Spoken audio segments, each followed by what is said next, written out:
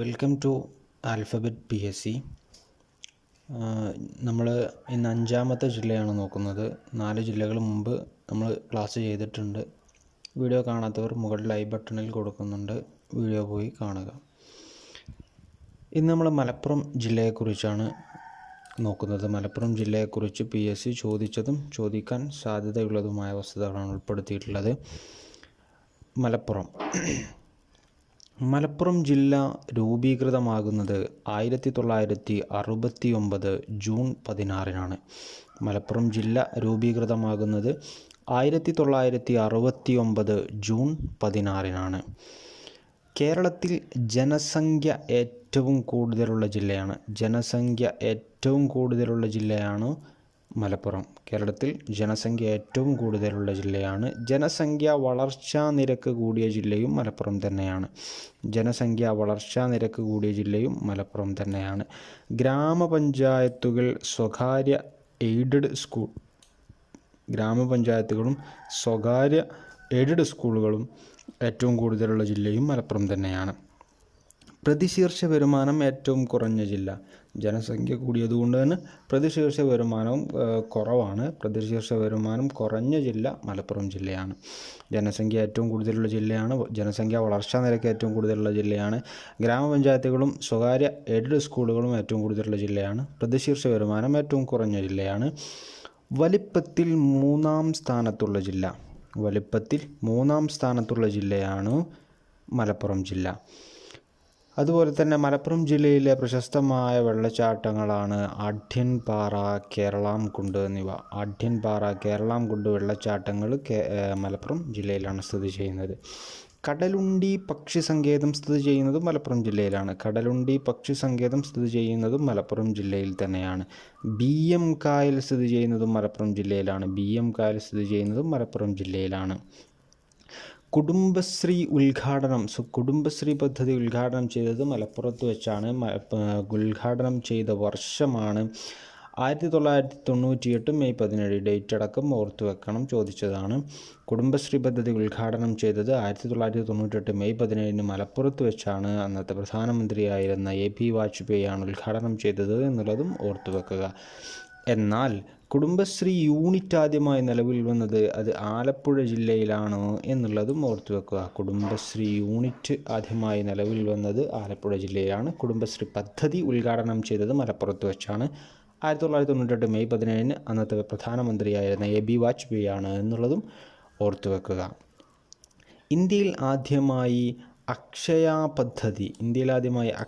പദ്ധതി നിലവിൽ വന്നത് മലപ്പുറം ജില്ലയിലാണ്. 2002 ആദ്യമായി നിലവിൽ വന്ന അക്ഷയ കേന്ദ്രമാണ് പള്ളിക്കൽ ഗ്രാമപഞ്ചായത്തിലാണ് ആദ്യമായി അക്ഷയ കേന്ദ്രം നിലവിൽ വന്നത് എന്നുള്ളതും ഓർത്തു വെക്കുക. MSPയുടെ ആസ്ഥാനമാണ് മലപ്പുറത്താണ്. MSPയുടെ ആസ്ഥാനം മലപ്പുറമാണ്. MSPയുടെ full form Malabar special police എന്നുള്ളതാണ് MSPയുടെ ആസ്ഥാനം. MSPയുടെ ആസ്ഥാനം മലപ്പുറമാണ്.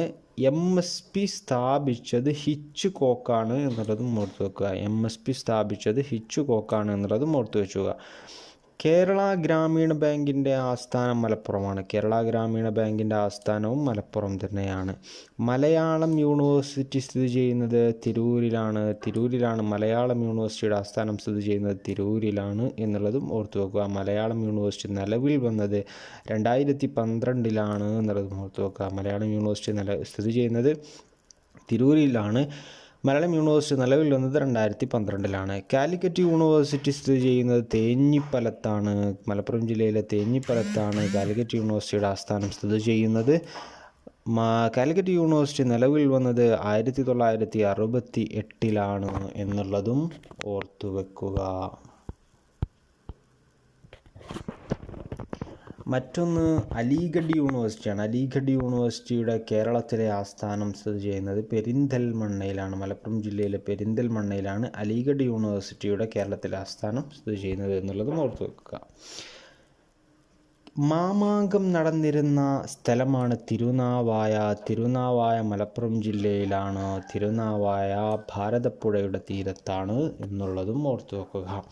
മാമാങ്കത്തിലേക്ക് ചാവേറുകൾ അയച്ചിരുന്നത് വള്ളുവക്കോനാതിരിയാണ് എന്നുള്ളതും ഓർത്തുവെക്കുക.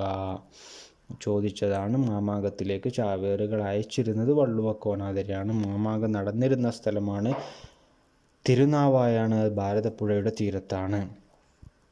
മലപ്പുറം ജില്ലയിലെ ഏക തുറമുഖമാണ് പൊന്നാനി തുറമുഖം. മലപ്പുറം ജില്ലയിലെ ഏക തുറമുഖമാണ് പൊന്നാനി തുറമുഖം. കേരളത്തിൻ്റെ മക്ക, ചെറിയ മക്ക എന്നൊക്കെ അറിയപ്പെടുന്നത് പൊന്നാനിയാണ്. കേരളത്തിൻ്റെ മക്ക, ചെറിയ മക്ക എന്നൊക്കെ അറിയപ്പെടുന്നത് പൊന്നാനിയാണ് എന്നുള്ളത് ഓർത്തു വെക്കുക. ഭാരതപ്പുഴ അറബിക്കടലിൽ പതിക്കുന്ന സ്ഥലമാണ് പൊന്നാനി. ഭാരതപ്പുഴ അറബിക്കടലിൽ പതിക്കുന്നത് പൊന്നാനിയിൽ വെച്ചാണ്.